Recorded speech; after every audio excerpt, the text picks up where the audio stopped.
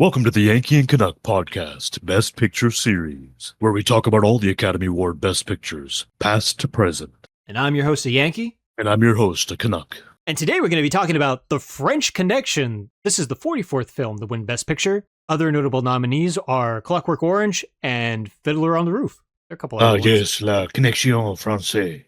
CCC. That's Spanish, but... Oui. This is also the first Oscars where they superimposed images of the nominees before they called, Best Actor, Best Picture, whatever. Oh, okay. Supposedly unverified. But we weren't there, so we can't be sure because we weren't actually there. Yeah, we did not exist yet, but apparently that happened. Nothing else to talk about for this Oscars. So French Connection. After Midnight Cowboy and In the Heat of the Night, this continues the dark, grungy, dreary trend of having anti-heroes, violence rooted in realism, drug use, and tragic endings, Yeah, we're in the 70s. That's what it is. You can smoke on the airplanes, you can smoke in the restaurants, you can drink liquor in public. It was all fun times back then, ladies and gentlemen. Yeah, I mean, it's that trend of, these young directors making these movies with a lot more realism and gritty, like you said, so grimy. Yeah, it reflected the mood of the times. I think Vietnam was still going on, right? Yeah. So things were not so hot. I think we're at this point, at least in the United States, we were in the throes of a recession that was going to happen this decade. So yeah, not a lot of good things were happening. And New York City in particular, which this film is set in, this was when things were dirty and grimy and there's graffiti everywhere, even the subways and the pillars and stuff. Yeah, I mean, people kind of gave up, I think. And this film is merely a reflection of that time. Also, This film is like under 2 hours, so it's shorter than the other films we've seen so far. Thank God. That's true, yeah. And yeah, I mean, honestly, this is one of those films that, it pushed the bar further in terms of what you could do in a film. It's very interesting what director William Friedkin was able to do in this. And before we get into all that, though, like usual, if there's a source material, I'm going to deep dive into that, right? This is based on a book by the same name. The author is Robin Moore. And I was reading this thing and I was like, this is kind of like messy in terms of how this is written. It just seems like a bunch of matter of fact kind of things happening, like, and then this happened, which resulted in this happening, and this and that. And I'm like, there's no narrative flow into this. Come to find out, that's because this is a nonfiction book. This was based on a real story. Yep. Yeah, so I didn't know that going into this. So the book itself is only about 275 pages. So it's a short, but unfortunately pretty boring 275 pages. It's like once in a while something happens, but for the most part, it's just cold, hard facts. You get introduced to the principal characters, you get into their little wacky antics and whatever, but most of the book is really procedural. We're going to gather the facts, we're going to round up the suspects, we're going to stake out this area. Oh, they got away, don't worry, we found them in this area, and there's some chases here and there. The film itself took what was in the book and obviously just made it more exciting. Matter of fact, I believe the director, Friedkin, said, the book, well, he didn't comment on the book from what I've seen, but he said in regards to making the film, it's like, well, I had to throw in some chases and some exciting stuff here and there because otherwise it'd be a boring stakeout police movie, and it's just like, he's right. I mean, it's based on true events and from the perspective of the two detectives and with what was going on with the bus and the French Connection and but of course they took the typical Hollywood liberties and theatrics. Exactly. I mean, like I said, you had to. And honestly, before I forget, what's this movie about? Well, it's about a couple of New York City cops that are embroiled. Detectives. Yeah, they're detectives. They're embroiled in this scandal of a bunch of French thugs smuggling in heroin to the United States. That's exactly it. I mean, the French Connection was a real thing that I think started in the 20s or 30s, all the way into the 70s. Heroin operation, and basically it was, I think he was coming from Turkey, I think, through Marseille, France. Marseille, which is actually the oldest city in France. It's like 2,500 years old. Wow. And so basically the heroin was being transported from France to the U.S. and Canada, New York, and places like that.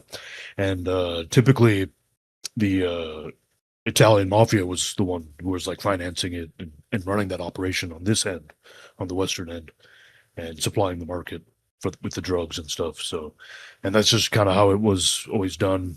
With the exception, then there were some exceptions, like for example, Frank Lucas in Harlem, in the movie American Gangster, which is obviously based off of Frank Lucas, who worked for Bumpy Johnson. Is that the Denzel Washington movie? Yeah. Yeah, it's a great movie. So he was a big gangster in Harlem, and not as big as Bumpy Johnson, who he worked for, but so he was able to bypass the French connection and basically not deal with middlemen, and he had a source in Asia and was bringing the heroin directly into Harlem, and he called it Blue Magic. And so, but other than that, with the exception of him and some others, most people had to use this route, the French connection. There you So, go. like you said, that's basically the plot of this is the detectives trying to take down this heroin smuggling operation, and the real detectives are Eddie Egan and Sonny Grasso. Exactly. So, Exactly. So they changed the names for legal purposes for some reason, even though the actual guys that these characters are based on were actual advisors on the film. So it's kind of weird. yeah. It's like they were cooperative. Why did you have to do that? But whatever. Eddie Egan in this film is Jimmy Popeye Doyle, and Sonny Grasso Doyle. is Buddy Cloudy Russo. Yep. Gene So- Hackman and Rob Scheider. Exactly. Yeah. They're real quick. Their nicknames came Roy. from Why did I say Rob? I said Roy. Rob Schneider. Roy Scheider. Roy Scheider, correct. Jaws. Brody from Jaws, exactly. Yes, So yes. in real life, their nicknames in the movies are their nicknames in real life. So Popeye, Yeah, Cloudy and Popeye, yeah. Cloudy and Popeye. Popeye, because apparently the real Eddie Egan had like this cockeyed look, at times. And he also liked to flex his bicep, apparently. So he was just like one of those macho, manly men kind of dudes that love showing off. And his partner, his name is Sonny. In the movie, it's Buddy, but in real life, it was Sonny. Cloudy, Sonny, Cloudy. But Cloudy, particularly because he was a grouchy fuck. So, yeah, I mean, but, they're New York City detectives. I mean, what do you expect? They ain't going to be nice boys. They're going to be rough and tough. So, yeah, but that's where came that's from. exactly it. Actually, a lot of the grid in the movie, I mean, this was a shock for, I think, a lot of people at the time. Especially people I would imagine in the suburbs and stuff, because they didn't realize that cops were really like this.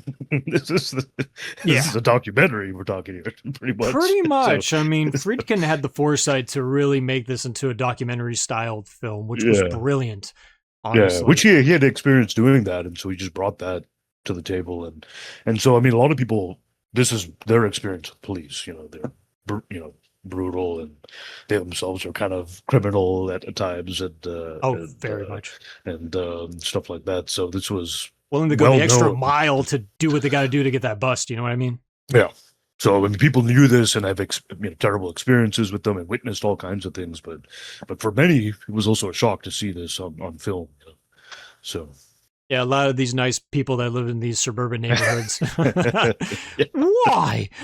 How could a cop act like that? That is indecent. That is improper. They say all kinds of awful things and do awful things. The funny thing, too, is that Gene Hackman playing Popeye, the real Eddie Egan, he was an Irish-American guy, had red hair, just like Gene Hackman has in the film.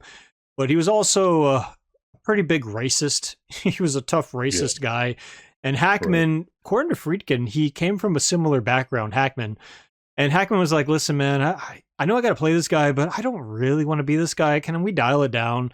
And Friedkin allowed him to dial it down, the racism. So when you watch the film in the beginning, he is a little racist. Like, he does say the N-word once. And there is a scene in which they bust like a bar where they suspect a lot of drug use and trade happening.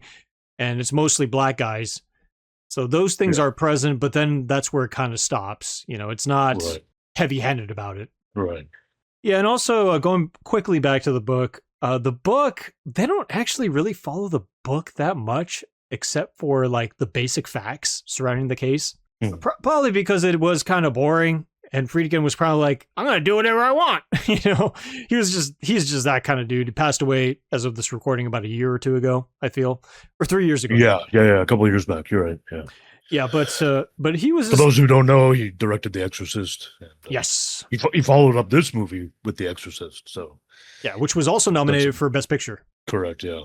And you mentioned Gene Hackman. He had to, really kind of gave him a hard time. He's known for giving actors a hard time sometimes to kind of get them where they need to be. So you probably heard this story, but including smacking some people in the face to get them emotionally in the scene, which is what he did to. So I saw this on there was a CBC show, like Victor Fleming shit, what he did to Judy Garland. Oh yeah, right. On the on CBC there was this Canadian talk show called The Hour with Strombo back in the day, and so he interviewed Friedkin, and so Friedkin had said that in The Exorcist the guy who plays Father Dyer, who was actually a real priest, a Jesuit priest, acting as the priest. They did many takes, and the priest just couldn't get to where he needed to be. So Friedkin went up to the priest and said, do you trust me? Do you love me? And he was like, yeah, I trust you. I love you. He was like, and then he just smacked him in the face. And then he was like, all right, action. All right, yeah, because and then the priest got the scene down great. Obviously, he was just in shock and like, what the hell? And the emotion was there, and then he supposedly Friedkin said that after they shot that scene, the priest actually thanked him. He said, "Thank you. That's actually what I needed." Yeah, I mean that's just straight up abuse, but I mean Friedkin, yeah, I mean he's on record saying like his job is to facilitate a certain environment so the actors can give their best performance. So yeah, with French Connection, he gave Gene Hackman a lot of shit. Like every take this dude did, he was basically like, oh man, that was such a terrible performance. You call yourself an actor? And Gene Hackman would just storm off set, and it's just like, but then he would come back. Like at one point, according to him, he quit very early on, probably second day of shooting or something. Couple days, yeah. Yeah, but then he was coaxed back into acting again, and he, throughout the film, if you see Hackman's performance, he's always angry. He's always like, cranky, curmudgeonous, whatever synonym you want to use for that. And it's really because of that directing style. That's just one of the components of Friedkin. And I feel like this is a film that's really an auteur like showcase, if anything, because that's not the only contribution Friedkin himself directly influenced. Another thing too is like there's a famous car chase scene in which Popeye's chasing one of the French guys who hijacked the train, like the subway, the above ground subway, the outdoor subway thing. So he's weaving through traffic and the train's going faster and there's a shootout happening and all that stuff. It's a really great scene. It's probably one of the best scenes in the entire film. The whole poster, which is kind of stupid if you think about it. The spoilers in the poster of what happens to that guy. It's bizarre, but anyway, I mean, like specifically filming the scenes, the first person POV shots of the car weaving through traffic. Apparently, all that is real. That's what I heard too. I heard that a lot of it was real, and then some of it, staged. So there's some stunt drivers involved, and then there's also like a lot of people had no idea this was happening, and they just kind of, another day in New York. Yeah, I mean.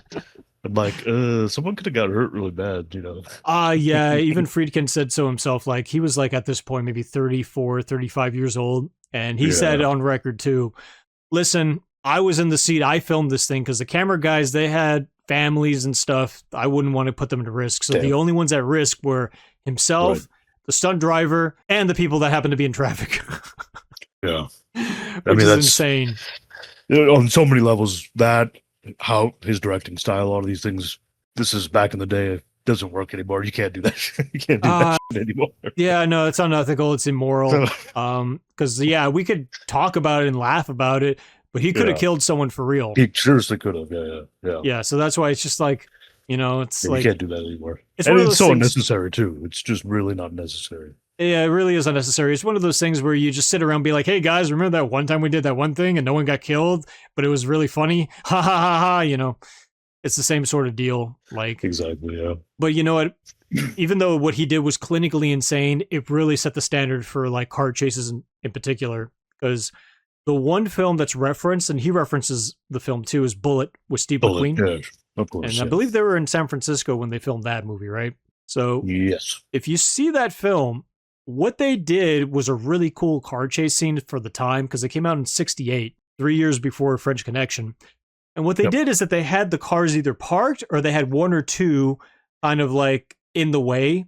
But for the most part, it was just really two cars, going through pretty barren, empty roads. Like it wasn't congested with traffic. So there were no pedestrians that I saw when I saw the scene.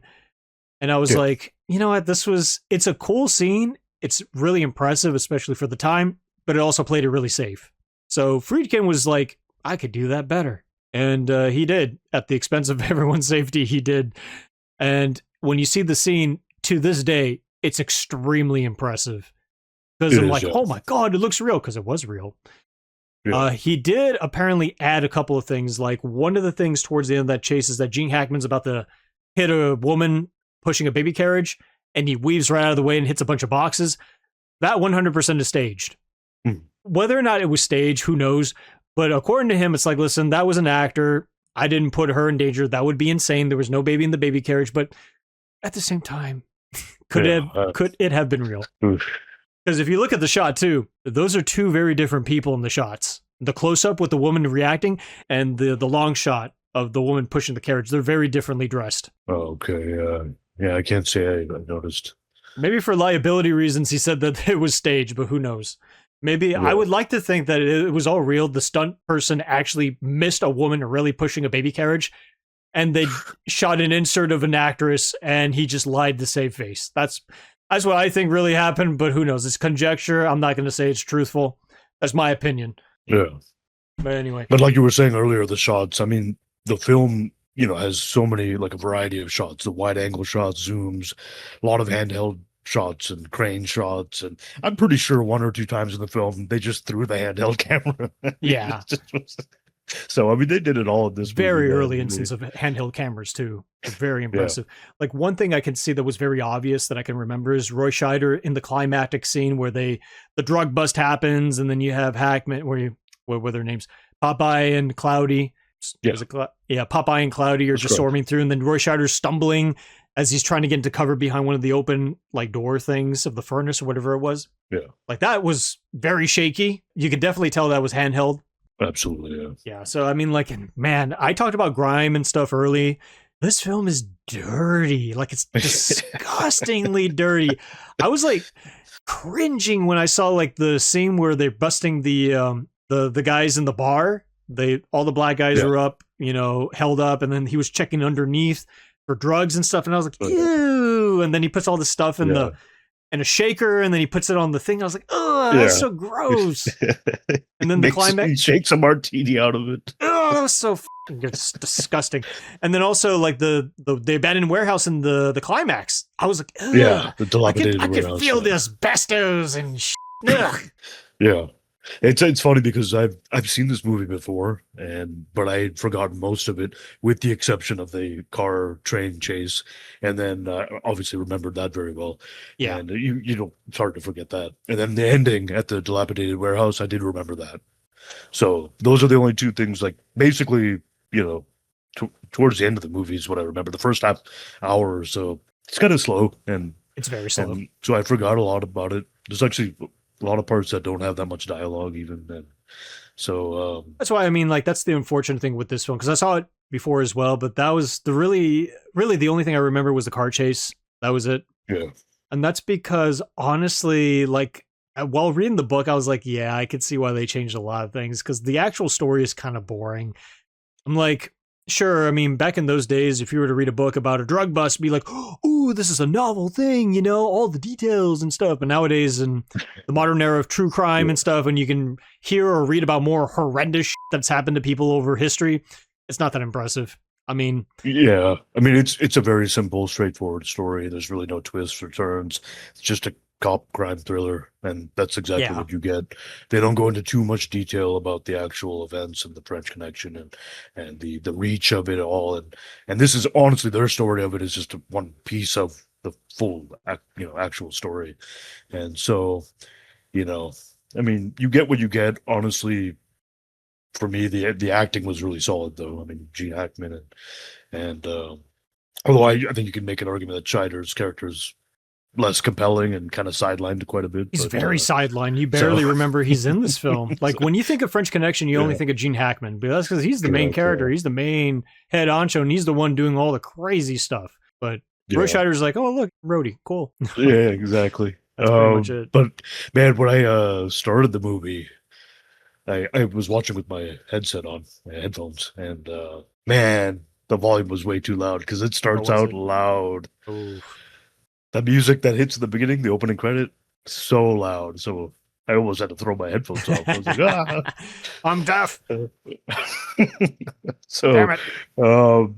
So that intro, man. Oof. But I mean, look, you got to also give this movie credit. I mean, they had a less than a $2 million budget. Yeah, it was about 1.5 million. It was $1.5 million, and it went over budget by $300,000 because they had to bribe people to do certain things.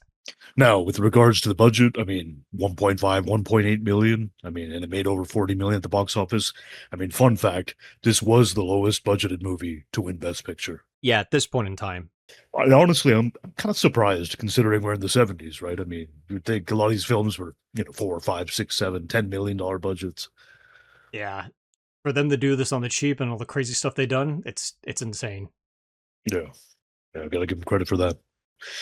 And then, as far as these type of films, I mean, I like the film and it's good. I enjoy some other crime dramas or thrillers more. As far as the cop genres, like In the Heat of the Night, for example, I mean, they're both significant and help kind of redefine the police movie genre, right? Yeah. Especially this film for the 70s, right? And obviously, they're very different film style, the tone, the themes. Yeah, in a way. But they're both, very important, and so I like a lot of things about this, like the realism and the action and stuff like that. But if Popeye's the only character that's really compelling, that's kind of a problem.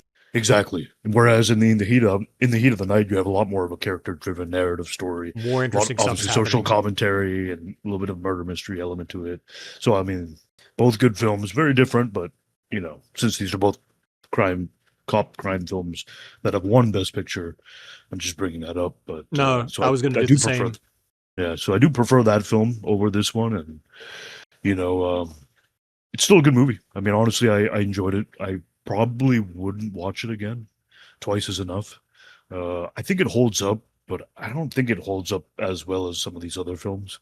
Yeah, I probably agree with that.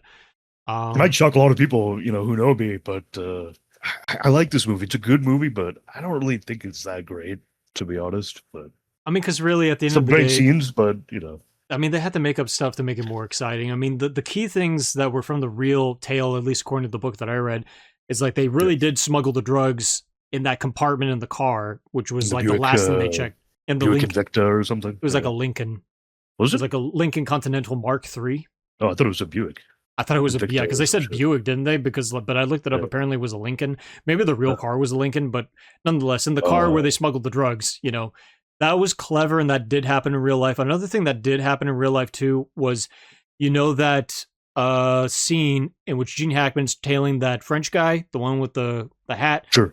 Yeah. So, and they go in and out of the subway, and then finally he gets away and he's waving at him.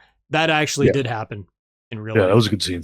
Yeah, so it's kind of cool to know that did actually happen, the little cat and mouse thing that they were doing, the little game they were playing. Just a little finger wave. No, he did do that in real life, apparently, yeah. He so did, that was really funny. Yeah. And like in real life, that guy really did get away, because at the end of the film, you find out, like one of the embellishments is that there's an FBI agent, and then Popeye kills him in the end, accidentally, because he's a little trigger happy. But you mean he kills the other agent? Yeah, the other agent, the other FBI agent, not his partner. Yeah, not his partner, of course. Yeah, but the Fed, the guy, that guy's with the feds. Yeah, he was like in on the case too, and whatever. Like that didn't apparently happen in real life at all. That was just made up. So, and even though the real Popeye was like pretty much a hard ass and all this other stuff in the book, maybe it's because the book they made concessions or something like that. I don't know. He's written as more reasonable somehow in the book. And also a little more eager to do more crazy things. I mean, I say that in spite of the character in this film doing crazy things like running out and in cars and whatever the hell. But crazy in the sense like, and in the very beginning of the film, he's wearing a Santa outfit because they're doing a bust. Yeah. And they chase this guy down for drugs or whatever. Yeah. In the book, he was actually dressed as a hooker. He was actually dressed as a hooker in real life. He had like the whole outfit, and he had a wig on, long hair. Wow. The wig was red like his hair. And he was like, I dress like a hooker for nothing, because apparently the guy got away or something. I forgot. But I was like, why didn't they put that in the film? That would have been hilarious. Gene Hackman was like, hell no. I think so. I think that's why. They're like, I'm not going to Midnight Cowboy this film. That. Right. But but nonetheless, I mean, as you just mentioned earlier, just like, it's a decent film. It's a good film even. It's not a great film. It is like what they were able to do in this film was groundbreaking in terms of the effects, in terms of the style, in terms of the car chases. The car chase in particular is what defined how you should do car chases. You know what I mean? As crazy as it was, people saw that and they were just like, we got to do that. We can't, how can we top that? Yeah. So, I mean, it was very influential in that sense. But yeah, I mean, the first half of the film is a snooze fest, more or less. It sets up the reason why things happen, but not in a very compelling way. You mentioned In the Heat of the Night. That's a fictional story, but it's a more interesting story because it's fictional. It's just, it's, when reading that book, it was so good. It's definitely one of the best books I've read in the series. The book in this one, even though it's real life, one of the most boring books I've read. It wasn't torturous as some other books I've read or other source material that I've consumed, but it was not very good. If we're going to get into ratings, weighing in everything, I think I'd give this film a 7 out of 10. It's good. It's worth watching once. Yeah, totally agree. 7 out of 10. That's what my rating was going to be. And you copied me, bro. I'm American. I steal things. I claim credit for it. But yeah, it's a good movie, and I did enjoy it. And Gene Hackman's was great, and yeah. Poor Roy Scheider doesn't get his due. Yeah, I know, right? Yeah, Gene Hackman, man, he was the only guy in this film. He was the guy, like, kicking ass and taking names, right? He was Dirty Harry throughout the... Oh, Roy Scheider, yeah, his little bitch boy sidekick. Yeah, it's funny you mentioned that, because Dirty Harry came out the same year. Oh, really? Yeah, so, I mean, I like Dirty Harry. That's a good movie. That's a pretty good movie, yeah. Honestly, I mean, that was, people have discussed, who should have won, should have Clockwork Orange have won. No, of course, Kubrick can't win an Academy Award. That's not allowed. Yeah, no. Screw that guy. Yankees like, no, THX 1138 should have won. I know, right? Me being a big Star Wars fan, George Lucas can do no wrong. I've seen that movie. It sucks, by the way. But anyway. Yeah. I'm not even sure entirely usually I know what horror movies, were out every year. And I can't recall that year. I'm sure there was some Mario Bava movies. And I think either Argento's, I think The Bird with the Crystal Plumage was in the early 70s for sure. I don't know if it was this year. Or maybe Cat O' Nine Tails, which I've seen both of those films. But other than that, I can't really think of that many horror movies that came out. I'm sure Hammer made some movies, but I just can't think of any. So it's funny you bring up Clockwork Orange, because that's one of my favorite Kubrick films. I think I oscillate between that one and Full Metal Jacket. It's just such a good movie. And French Connection winning Best Picture over that. I mean, I won't say it's undeserved, but I would have probably been happier if Clockwork Orange won, because overall it's a better movie. I agree. Yeah. Yeah. I mean, it's just like, there's a horrible crap in that film, honestly. I mean, the Droogs, Alex in particular, he's just a bad dude. Right. But it's just a more interesting film, and it's a more interesting dive into human psyche in terms of like how dark it can get, whether or not people can be redeemed or not, or rehabilitated or not. You're in that journey from beginning to end, whereas in French Connection, it's like you said, a basic story, and it's a drug bust and whatever, and a couple clever things and cool things happen, but I'm like, that's what you get out of it going out of the film. Like, a couple things happened that were cool, but that's it. Yeah. You don't come out with this profound experience like Clockwork Orange, but I digress. Worse movies have won Best Picture. This isn't one of them. Exactly. That's what I was just thinking. Yeah, it's not. This ain't no GG. or Broadway Melody. Broadway melody. Stop it.